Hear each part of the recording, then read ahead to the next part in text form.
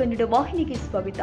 ತುಮಕೂರು ಜಿಲ್ಲೆಯ ಗುಬ್ಬಿ ತಾಲೂಕಿನ ನಿಟ್ಟೂರು ಬಳಿಯ ಹೇಮಾವತಿ ಕೆನಾಲ್ ಕಾಮಗಾರಿ ನಡೀತಾ ಇರುವ ಸ್ಥಳದಲ್ಲಿ ಜಿಲ್ಲೆಯ ರೈತರು, ಬಿಜೆಪಿ ಪಕ್ಷದ ಶಾಸಕರು, ಜೆಡಿಎಸ್ ಶಾಸಕರು ಹಾಗೂ ಸಾರ್ವಜನಿಕರು ಸರ್ಕಾರದ ವಿರುದ್ಧ ಆಕ್ರೋಶ ವ್ಯಕ್ತಪಡಿಸಿ ಪ್ರತಿಭಟನೆ ಮಾಡಿದ್ದಾರೆ. ಕಾಮಗಾರಿ ನಡೀತಾ ಇರುವ ಸ್ಥಳದಲ್ಲಿ ಪೊಲೀಸರ ಸರ್ಪಗಾವಲು ಅಳವಡಿಸಿ ರೈತರನ್ನ ತಡೆಯುವ ಎಲ್ಲ ತಯಾರಿ ನಡೆಸಿದ್ರು. ಅಲ್ಲಲ್ಲೇ ಗುಂಪಾಗಿ ಕಾಣಿಸಿಕೊಂಡ ರೈತರ ಗುಂಪು ನಿಟ್ಟೂರು ಸಮೀಪದ ಶ್ರೀ ಆಂಜನೇಯ ಸ್ವಾಮಿ ದೇವಸ್ಥಾನದ ಬಳಿ ಜಮಾಯಿಸಿ ತೊಡಗಿದ್ರು. ನೂರಾರು ಸಂಖ್ಯೆ ಸಾವಿರ ಆಗ್ತಾ ಇದ್ದಂತೆಯೇ ರೈತರು ರಸ್ತೆಗಿಳಿಯತೊಡಗಿದ್ರು. ರೈತ ಸಂಘದ ಮುಖಂಡರು, ಬಿಜೆಪಿ, ಜೆಡಿಎಸ್ ಮುಖಂಡರು ಸ್ಥಳಕ್ಕೆ ಧಾವಿಸಿದ ತಕ್ಷಣ ಪ್ರತಿಭಟನೆ ತೀವ್ರ ಸ್ವರೂಪ ಕಂಡಿತು.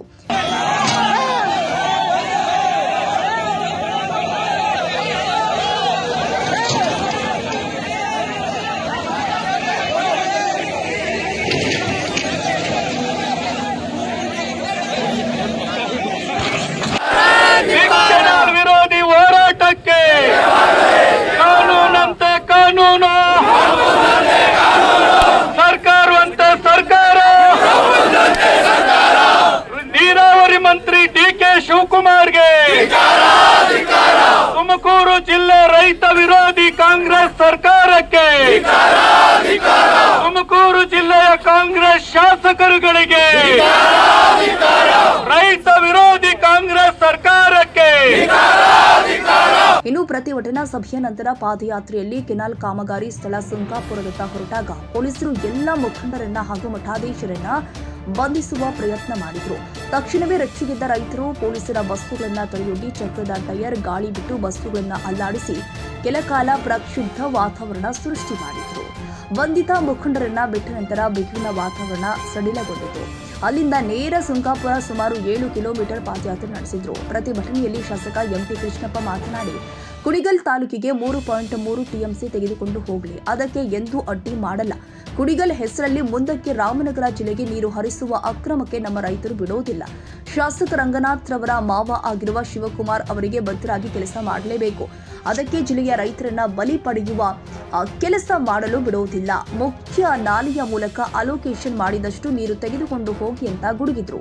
ಶಾಸಕ ಬಿ ಸುರೇಶ್ ಗೌಡ ಮಾತನಾಡಿ, ರೈತರಿಗೆ ಅನ್ಯಾಯ ಮಾಡಿದ್ರೆ ಪೆಟ್ರೋಲ್ ಸುರಿದುಕೊಂಡು ಬೆಂಕಿ ಹಚ್ಚಿಕೊಳ್ಳಲು ಸಜ್ಜಾಗಿದ್ದೆ. ಇಲ್ಲಿನ ಪ್ರತಿಭಟನೆಯಿಂದ ಆಗುವ ಅನಾಹುತಕ್ಕೆ ಸರ್ಕಾರ ನೇರ ಹೊಣೆ. ಜೈಲಿಗೆ 1000 ರೈತರು ಒಟ್ಟಿಗೆ ಹೋಗೋಣ, ನಮ್ಮ ಹಕ್ಕು ಪ್ರತಿಪಾದಿಸಲು ಸ್ಥಳಕ್ಕೆ ಹೋಗೋಣ, ಶಾಂತಿಯುತ ಪ್ರತಿಭಟನೆ ನಡೆಸೋಣ. ಈಗ ಜನಶಕ್ತಿ ಪ್ರದರ್ಶನ ಮಾಡಿಯೇ ನಮ್ಮ ನೀರು ಉಳಿಸಿಕೊಳ್ಳೋಣ ಎಂದಿದ್ದಾರೆ. ಶಾಸಕ ಜಿವಿ ಜ್ಯೋತಿ ಗಣೇಶ್ ಮಾತನಾಡಿ, ಹೇಮಾವತಿ ಜಿಲ್ಲೆಯ ಜೀವನಾಡಿ, ಕೃಷಿಕರಿಗೆ, ನಾಗರಿಕರಿಗೆ ಕುಡಿಯುವ ನೀರು ಇದಾಗಿದೆ.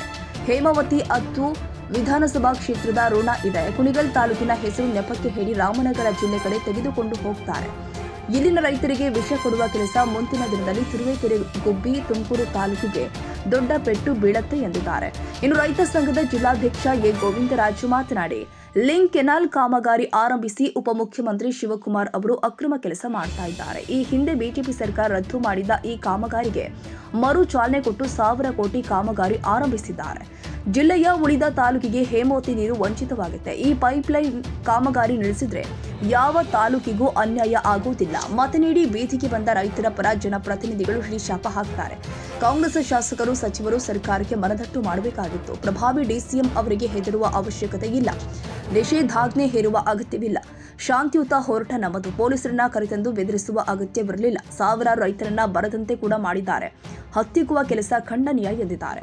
ಇನ್ನು ಪ್ರತಿಭಟನೆಯಲ್ಲಿ ತೇವಡೆಹಳ್ಳಿ ಶ್ರೀ ಗೋಸಲ ಚಿನ್ನಬಸವೇಶ್ವರ ಸ್ವಾಮೀಜಿ, ದೊಡ್ಡಗುಣಿ ಮಠದ ಶ್ರೀ ರೇವಣ ಸಿದ್ದೇಶ್ವರ ಸ್ವಾಮೀಜಿ, ಗುಲ್ಲಹಳ್ಳಿ ಮಠದ ಶ್ರೀ ವಿಭವಶಂಕರ ಸ್ವಾಮೀಜಿ, ಕಾರದ ಮಠದ ಶ್ರೀ ಕಾರದ ಬಸವ ಸ್ವಾಮೀಜಿ, ಮುಖಂಡರು ಆದ ಎಸ್.ಟಿ. ದಿಲೀಪ್ ಕುಮಾರ್, ರವಿ ಹಿಬಾಗ್, ಕೆ.ಟಿ. ಶಾಂತಕುಮಾರ್, ಪಂಚಾಕ್ಷರಿ, ಭೈರಪ್ಪ, ಕಳ್ಳಿಪಾಳ್ಯ ಲೋಕೇಶ್, ಬಿಎಸ್ ನಾಗರಾಜ್, ಬೆಟಸ್ವಾಮಿ, ಚಂದ್ರಶೇಖರ್, ಬಾಬು, ಸಿಜಿ ಲೋಕೇಶ್, ನಿಟ್ಟೂರು ಪ್ರಕಾಶ್, ಬಲರಾಮಯ್ಯ, ರೈತ ಸಂಘದ ವೆಂಕಟೇಗೌಡ ಮತ್ತಿತರರು ಪಾಲ್ಗೊಂಡಿದ್ದರು.